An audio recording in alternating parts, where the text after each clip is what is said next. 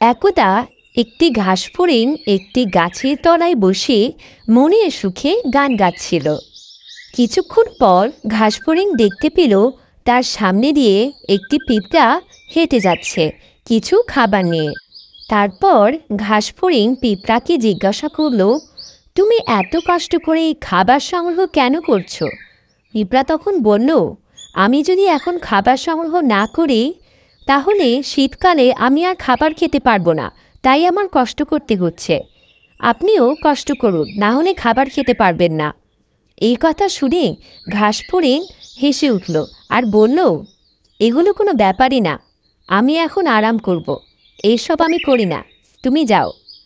ঘাসফড়িং এভাবে গ্রীষ্মকালটাও পার করে দেয় আর খাবার সংগ্রহ করে না। তারপর শীতকাল চলে আসে আর সে খাবারের সন্ধান করতে থাকে, কিন্তু সব খাবারই বরফে ঢেকে গিয়েছিল। সে খুবই ক্ষুধার্ত ছিল। তারপর ঘাসফড়িং পিঁপড়ার বাসায় যায় আর তার বাসায় আশ্রয় চায় আর কিছু খাবারও চায়। পিঁপড়া ঘাসফড়িংকে আশ্রয় দিল আর সাথে খাবারও খেতে দিল।